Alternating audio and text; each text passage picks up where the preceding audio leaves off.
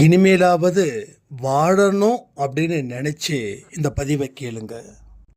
இதை செய்தால் உங்களுக்கு கிடைக்காத ஒரு பொக்கிஷமும் உங்களுக்கு நிச்சயமாக கிடைக்கும். இந்த ஒரு நொடி இப்படி நினைச்சாவே அடுத்த நொடி தேவையானதை கடவுள் உங்களுக்கு செஞ்சு கொடுப்பாரு. நிச்சயமாக ஆன்மா இருக்குதுன்னு எல்லாருக்குமே தெரியும். அதற்கு இந்த மாதிரி உணவுகளை உட்கொண்டாதான் அந்த ஆன்மா செய்ய வேண்டிய நல்ல காரியத்தை உங்களுக்கு செஞ்சு கொடுக்கும். சாயப்பா எனக்கு எதுவுமே செய்யலை, எந்த கடவுளும் எதுவுமே செய்யலை அப்படின்னு நீங்கள் சும்மா சொல்லிக்கிட்டு இருக்கீங்க. அது நிஜம் இல்லை. உங்கள் நட ரொம்ப தளர்வாக இருக்குது. அவ்வளவு வேதனையில் நீங்கள் இருக்கீங்க. வாழணும்னு நினச்சா இதை பற்றி மட்டும்தான் நீங்கள் சிந்திக்கணும். நிச்சயமாக இந்த பதிவு ஒரு பெரிய அற்புதத்தை நடத்தி கொடுக்கணும்னு பிரார்த்தனை பண்ணி இந்த பதிவை நான் தொடங்குறேன்.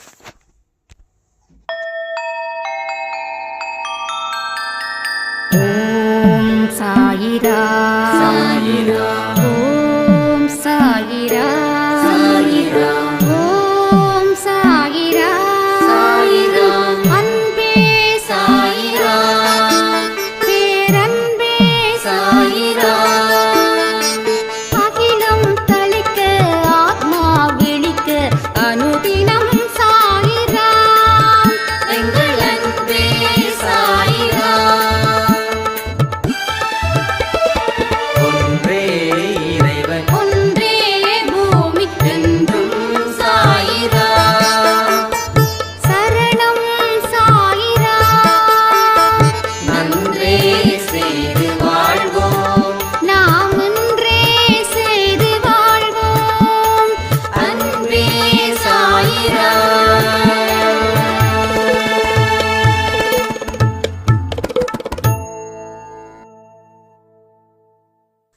சாய்ராம். என் உயிரின் உயிரானவர்களே, நேற்று இரவு கொடுத்த ஒரு பதிவு மேலும் எனக்கு ஒரு விழிப்புணர்வை கொடுத்தது போலவே இருந்துச்சு. நான் நினச்சிக்கிட்டு இருந்த கடவுளுடைய ஆசீர்வாதமும் கர்மாக்களுடைய அதிகாரமும் விதியோட சதியும் இன்னும் பிறர் தான் என்னுடைய வாழ்க்கையை சீர்குலைச்சாங்க. அந்த அளவுக்கு நான் கடவுள் மேலே கோபத்தில் இருந்தேன். ஆனால் கடவுளோ எந்த மனுஷனுக்கும் எந்த தீங்கையும் செய்யாத ஒரு அப்பாவி.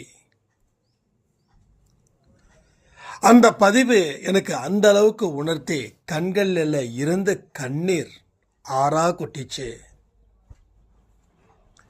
நிச்சயமா இதை நீங்க எல்லாருக்கும் சொல்லி இதன் மூலமா இன்னும் விழிப்புணர்வை அன்பேசாய் குடும்பத்தில் இருக்கிற உறவுகளுக்கு கொடுக்கணும் அப்படின்னாங்க. அவங்க சொன்னாலும் சொல்லாட்டியும் சட்டுன்னு எனக்கு ஞாபகம் வந்துச்சு. இதை இன்னும் நல்லா உங்க மனசுல கொண்டு போயிட்டு சேர்க்கணும் அப்படின்னு. பாசக்கார தந்தை, பாசக்காரர்கள் தான் கடவுள்களும். உங்க வாழ்க்கையில நீங்க எவ்வளவு கஷ்டப்பட்டாலும் சரி, நீங்க வணங்குற கடவுளுக்கு நிச்சயமா கண்கள்ல கண்ணீர் வரும். என்னை நம்பி என்னுடைய பக்தர்கள் வாழ்ந்துகிட்டு இருக்காங்க. ஆனா இவர்களுடைய கஷ்டமோ ஒன்று இல்லை, ரெண்டு இல்லை. இவர்களுக்கு இருக்கக்கூடிய கஷ்டத்தை நான் துடைக்கணும் அப்படின்னு கடவுளுடைய சிந்தனையும் கடவுள் நம்ம மேல வச்சிருக்கக்கூடிய இரக்கமும் கருணையும் இங்க அதிகமாகவே இருக்குது. கடவுள் என் மீது இரக்கமா இருந்துட்டா போதுங்க, நான் எல்லா விஷயத்தையும் என்னால் சாதிக்க முடியும். என்னுடைய எவ்வளவுக்கு மோசமான ஒரு கர்மா இருந்தாலும் அந்த பிரச்சனைகளும் தீரும். அது என்ன கர்மாவால் வந்த பிரச்சனை நான் சொல்லட்டுமா? நோய்கள், கடன்கள், இன்னும் தீர்க்கப்பட முடியாத பிரச்சனைகள், இவைகள் எல்லாம் தான் கர்மாக்களினால வந்த துன்பங்கள். மொத்தமாக 3 துன்பம் தான். அந்த 3 துன்பம் தான் நான் சொன்னது. அப்போ இந்த 3 துன்பத்தை குறைச்சிட்டாவே ஒரு மனுஷன் சந்தோஷமா இருந்துருவான். ஒரு மனுஷனுக்கு தேவை என்ன? கடன் இல்லாத வாழ்க்கை ஒன்று, 2வது நோய் இல்லாத வாழ்க்கை, 3வது தீர்க்கப்பட முடியாத சில பிரச்சனைகள் இருக்கும்ல. கணவன் நல்லவராக இருப்பார், மனைவியும் நல்லவராக இருப்பாங்க, அவங்களுக்குள்ள ஈகோ கிளாஷ் ஆகும். ஸோ இது மாதிரி பிற பிற பிற துன்பங்கள். ஃபஸ்ட்டு 2 துன்பம் தான் எல்லாருக்கும் உலகத்தில் இருக்குதுன்னு சொல்லிட முடியாது. இன்னொரு துன்பமும் இருக்கும். அது அவங்கவுங்களுக்கு தகுந்தது போல அந்த துன்பங்கள், பிரச்சனைகள் வேறு வேறு ரூபத்தில் இருக்கும். அவ்வளோதான். அப்போ இந்த 3 துன்பத்தை தீர்த்துட்டாவே நமக்கு ராஜ யோகம் வந்தது போல. அப்போ கடவுள் என் மீது இரக்கமாக இருந்தால் இந்த 3 துன்பத்தையும் அவர் என்ன பண்ணுவார்? தீர்த்துடுவார். தீர்த்ததுக்கப்புறம் என் வாழ்க்கையில் இருக்கக்கூடிய பிரச்சனைகள் தீர்ந்துடும். நான் நிம்மதியாக சந்தோஷமாக இந்த பாட்டு பாடிக்கிட்டே வேலை பார்ப்பாங்கல்ல, பாட்டு பாடிக்கிட்டே சந்தோஷமாக இருப்பாங்க இல்லையா? அது போல் சின்ன குழந்தைங்க எப்படி இருப்பாங்க, நம்ம எப்படி இருந்தோம் சின்ன குழந்தைகள, அது மாதிரி ஆட்டமும் பாட்டத்தோடையும் நம்ம வாழ்க்கையை கடக்கலாம். ஸோ இப்போ ஆடவும் முடியல, பாடவும் முடியல, நடக்கவே முடியல. மனசு அந்த அளவுக்கு வெறுப்பு. சில பேரோட நடை கூட முன்ன இருந்த நடையை விட ரொம்ப தளர்வாக இருக்கும். ஏன்னா மனசு அந்த அளவுக்கு பிரேக் ஆகிருக்கு. ஹார்ட்டு எப்படி இருக்குது? புரோக்கன் ஆயிடுச்சு, உடஞ்சிடுச்சு, தூளாக போயிடுச்சு. அதுதான் இப்போ எல்லாருக்கும் பிரச்சனையாக இருக்குது. 10 வயசில் இருந்து வாழ்க்கை முழுவதும் அந்த கொஞ்சம் கொஞ்சமாக உடஞ்சது பெருசாக உடஞ்சி போய் நிற்குது. அது எல்லாமே சரியாகணும்னு எல்லாருக்குமே பெரிய பிரார்த்தனை. நிச்சயமாக பிரார்த்தனைகள் மூலமாக சரி பண்ணிட முடியும். ஒன்று. 2வது, நீங்கள் பிரார்த்தனை பண்ண சொல்லி நிறைய கேட்குறதும் இல்லை. ஏன்னு தெரியல. ஒருவேளை பிரார்த்தனை இல்லைன்னா 100க்கு 100 அன்பேசாய் குடும்பத்தில் பிரச்சனைகள் இல்லாத வாழ்க்கையை வாழ்ந்துக்கிட்டு இருக்கீங்கன்னு சொல்லிட முடியுமா? சொல்லிடலாமா? ஒரு நாளைக்கு 1 or 2 பிரார்த்தனை மட்டும்தான் வருது. அதை ஸ்பெஷல் ப்ரேயர் ஆர்கனைஸ் பண்ணி நம்ம பண்ணிடுறோம். ஆனால் கொஞ்சம் நிறைய பிரார்த்தனைகள் வந்தால் இன்னும் பிரார்த்தனையின் மூலமாக வலுப்பெறும்னு சொல்லியாச்சு. ஆனால் பிரார்த்தனையை வைக்கிறதுல கூட உங்களுக்கு விருப்பம் இல்லை. விருப்பம் இல்லைன்னா அந்த அளவுக்கு வாழ்க்கையில் பிரச்சனைகள் பிரச்சனைகள் பிரச்சனைகள் இதன் மூலமாக சூழப்பட்டுள்ளீங்க. ஒரு நொடி போதும் உங்கள் மனசு மாறிடுச்சுன்னா அடுத்த நொடியில் இருந்து பிரச்சனைகளை தீர்ப்பதற்கு உண்டான அத்தனை பணிகளையும் கடவுள் செஞ்சிடுவார். போதும்பா இந்த வாழ்க்கை பட்ட கஷ்டம், இனியாவது என் வாழ்க்கையை நான் உருவாக்க முயற்சி பண்ணுறேன். அந்த ஒரு இடத்த நீங்கள் பிடிச்சிட்டிங்கன்னா போதும், எல்லா இடத்துலையும் பிடிச்சு முன்னுக்கு வந்துட முடியும். என்னங்க பெரிய பிரச்சனை சொல்லுங்க? யாருக்கு இல்லை? ஆனால் உங்களுக்கு இந்த அளவுக்காவது ஒரு புரிதல் இருக்கு. இந்த புரிதல் இல்லாத மனுஷங்க நாயா பேயா அலைஞ்சிட்டு இருக்காங்களே, அவங்கள நினைச்சா என்ன சொல்லுவீங்க? அப்போ நீங்க ஒரு புரிதலுக்கு வந்திருக்கீங்க. இந்த புரிதல் நிச்சயமா உங்களை கீழே தள்ளாது. நான் அடிச்சு சொல்றேனே, கீழே தள்ளாது. ஏன்னா கீழே விழுறோம், விழுந்து எழுந்திருக்கிறோம். நிறைய பேருக்கு இந்த ப்ராப்ளத்தை பற்றியோ, லைஃப்பை பற்றியோ, கர்மாவை பற்றியோ, செய்யக்கூடிய செயலை பற்றியோ கவனமும் இல்லை, அக்கறையும் இல்லை. ஒரு நாளும் கழிச்சிட்டா போதும், இந்த ஒரு வார்த்தை என்றைக்குமே உங்கள் மனசுலையும் உங்கள் வாயில் இருந்தும் வரவே கூடாது, நினைக்கவும் கூடாது. எப்படியாவது இன்றைக்கி இந்த நாளை கழிச்சிட்டா போதும், காலையில் ஆரம்பிச்சாச்சு எப்படிடா நைட்டு முடியும் அப்படின்னு நினைக்கவே கூடாது. உங்கள் மனதையும் உங்கள் மனசில் இருக்கக்கூடிய எண்ணங்கள் உங்கள் முகத்தில் பிரதிபலிக்குது. உங்கள் முகத்தில் பிரதிபலிக்கக்கூடியது மற்றவர்களுக்கும் பிரதிபலிக்குது. அப்போ எப்படி பிரதிபலிக்கணும்? பாசிட்டிவாக பண்ணணுமா? எஸ். நெகட்டிவாக பண்ணணுமா? எஸ். என்ன தேவையோ அதை நீ செய். வாழறதும் வாழாமல் போகிறதும் உன்னுடைய இஷ்டம், உன்னுடைய கஷ்டம். இங்கே வாழணும் அப்படின்னு வந்துட்டா வாழக்கூடியதை பற்றி தான் சிந்திக்கணும். அப்போ வாழக்கூடியதை தான் சிந்திச்சுக்கிட்டு இருக்கோமா? இல்லையே, வாழக்கூடாததை நம்ம சிந்திச்சுக்கிட்டு இருக்கோமே. அப்போ இந்த நாளை சிறப்பாக கொண்டாடணும். எப்படி தீபாவளிக்கு கொண்டாடுறோம், இது மாதிரி பல ஃபெஸ்டிவலுக்கு கொண்டாடுறோம்.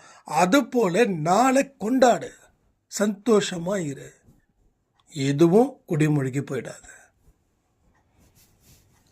அப்படியே அந்த குடி மூழ்கிக்கிட்டே இருந்தாலும் எங்கேயாவது ஒரு தடுப்பு இருக்கும். அந்த தடுப்பு இருக்குதுன்னு நீ நம்புனா அந்த தடுப்பு உன்னை காப்பாற்றும், இல்லைன்னா இல்லை. ஃபார் எக்ஸாம்பிள், நேற்று நைட்டு கொஞ்சம் லேட் நைட் ஆகிடுச்சு. நானும் விஷ்ணு சாயும் வந்துட்டு இருந்தோம் ஒர்க்கை முடிச்சுட்டு. அப்போ ஒரு லெஃப்ட் சைடில் ஒரு டீ கடை இருந்தது. டீ குடிக்கணும் போல் இருந்தது. நான் ரொம்ப ட்ரையாக இருந்தது, ஜூஸ் எல்லாமே எதுவுமே இல்லை, ஜூஸ் கடை.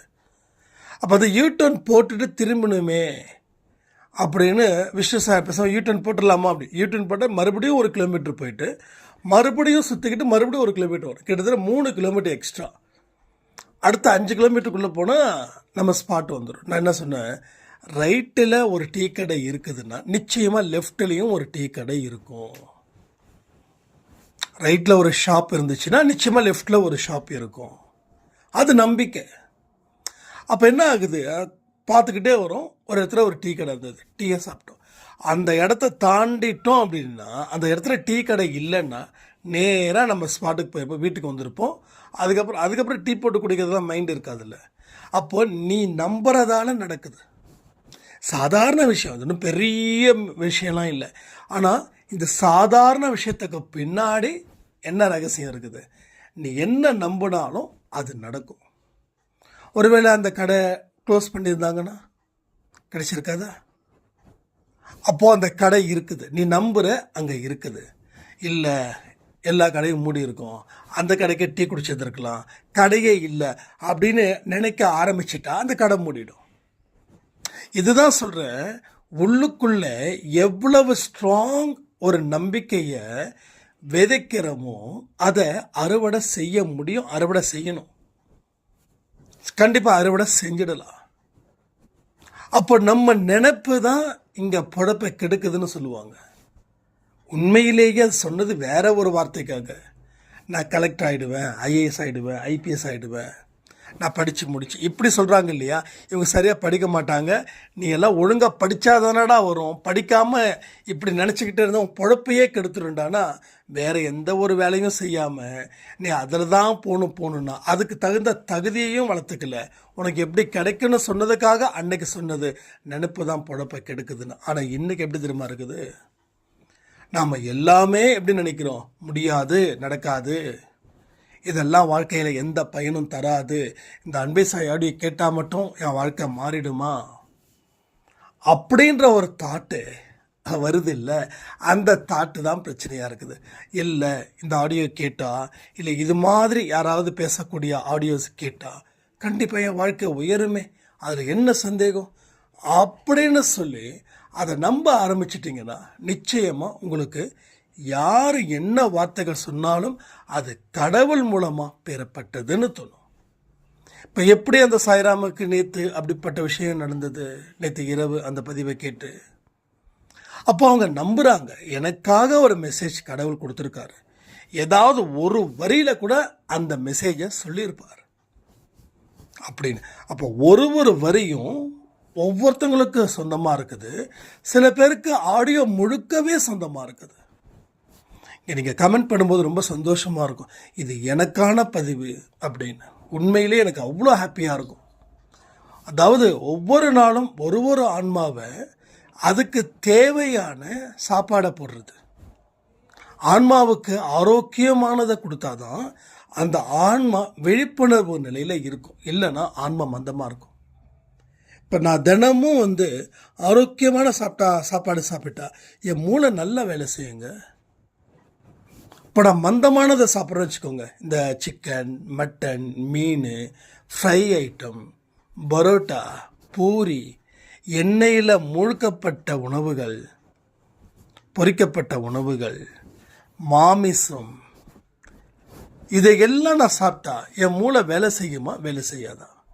இந்த பிராமின்ஸ் பொறுத்த வரைக்கும் பார்த்தீங்கன்னா அதிகமாக இந்த மூலிகை அதிகமாக சாப்பிடுவாங்க. துளசி தீர்த்தம், துளசி செடியை சாப்பிட்றது, ஏதாவது ஒரு மூலிகை. சாப்பாடும் சரி, சாப்பாடு சாத்விகமாக இருக்கும், ஆனால் எல்லாம் ஆரோக்கியமானதாக இருக்கும்.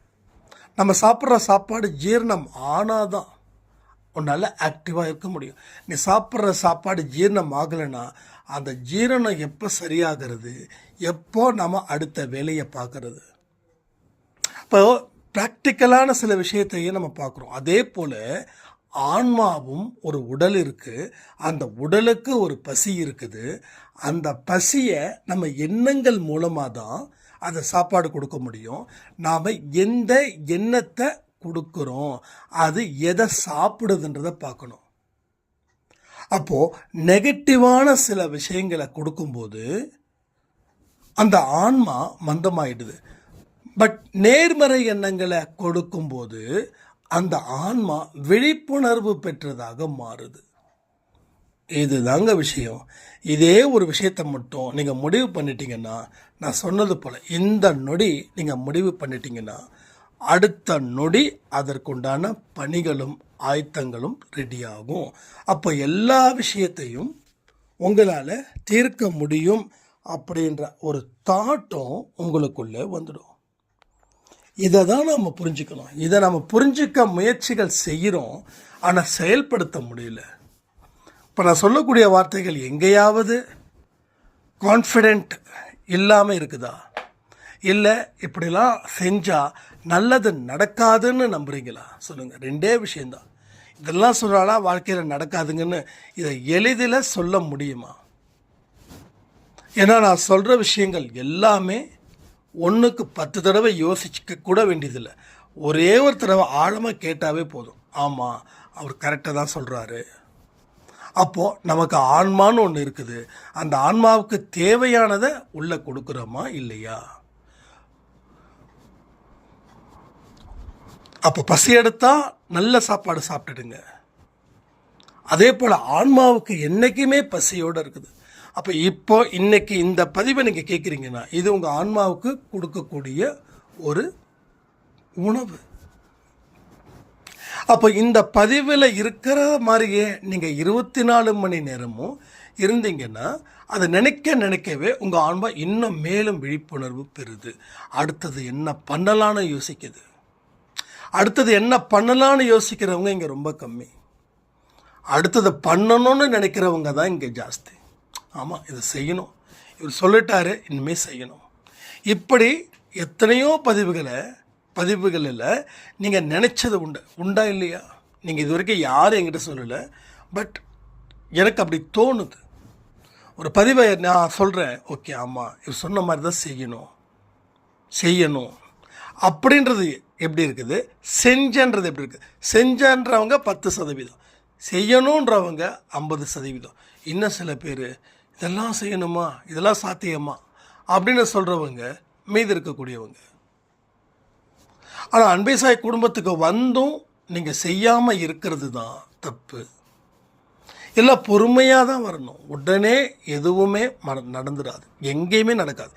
எந்த கடவுளை கும்பிட்டாலும், எந்த மதத்தில் இருக்கக்கூடிய கடவுளை கும்பிட்டாலும், எந்த நாட்டில் இருக்கக்கூடிய கடவுளை கும்பிட்டாலும் நீ தயாராக இருந்தால் கடவுள் தயாராக இருப்பார். ஆனால் நீ தயாராகிறதுக்கு சில மாதம் ஆகும். ஒரே நாளில் தயாராகிட முடியாது.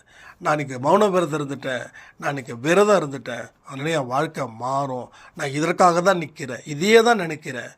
ஸோ நினச்சா நடக்குன்னு சொல்கிறீங்களே, நான் நேர்மறை எண்ணங்களை தானே நினைக்கிறேன் அப்படின்னா அது ஒரே நாளிலலாம் நடக்காது. ஒரே நாளில் செடி நட்டு வச்சு மாங்காய் செடி நட்டு வைக்கணும்னு வச்சுக்கோங்க. மாங்காய் செடி நட்டு வைக்கிறோம், நட்டு வச்சாச்சு, எல்லாம் ரெடி பண்ணியாச்சு. அடுத்த நாள் மாங்காய் பறிக்கிறதுக்கு சாக்கை எடுத்துகிட்டு போகிறது போல் அந்த மாங்காய் அந்த செடி இருக்குது, அந்த செடியில் மாங்காய் கண்டிப்பாக வரும். ஆனால் செடி மரமாக வரணும், அதுக்கப்புறம் பூ பூக்கும்னு நினைக்கிறேன், சரி தெரியல. பூ பூக்கும், பூ தான் காயாகும்னு நினைக்கிறேன், கரெக்டாக? பட் ஏதோ ஒரு விஷயம் நடக்கும், உடனே காய் ஆகிடாது. அப்போது மரம் வளர்கிற வரைக்கும் வெயிட் பண்ணு, அதுக்கப்புறம் பூ வர வரைக்கும் வெயிட் பண்ணு, அதுக்கப்புறம் காய் காய்க்கிற வரைக்கும் வெயிட் பண்ணு. அப்போ எடுத்த உடனே காய் எடுத்துட முடியுமா? இல்லை, அதுக்குன்னு உண்டான ஒரு சைஸ் வர வரைக்கும் நீ வெயிட் பண்ணு. அப்போ தான் அது மாங்காய். இல்லாட்டா அது ஒன்றுமே இருக்காது. ஒரு டோட்டலாக ஒரு பிஞ்சு காய் என்ன பண்ணும்? ஒன்றுமே இருக்காது. ஒரு துவர்ப்பும் ஒரு புளிப்பும் என்னமோ டேஸ்ட்டே இல்லாமல் இருக்கும். இதே தான் ஒரு செடியை நட்டு வைக்கிறது தான் நாம் செய்யக்கூடிய முதல் படி. அந்த செடியை பராமரிக்கிறது தான் அடுத்தடுத்த வரக்கூடிய படிகள். அதை மெயின்டைன் பண்ணி கொஞ்சம் கொஞ்சமாக ஒன்ஸ் காய்க்க ஆரம்பிச்சிடுச்சுன்னா அதுக்கப்புறம் பிரச்சனை இல்லை. காய்க்கிற வரைக்கும் காத்துருங்க, உங்கள் பிரார்த்தனைகளும் நிறைவேறும், உங்கள் மனசில் இருக்கக்கூடிய நல்ல விஷயங்களும் நிறைவேறும்னு சொல்லி இந்த பதிவை நான் முடிக்கிறேன். ஜெய் சாய்ராம்.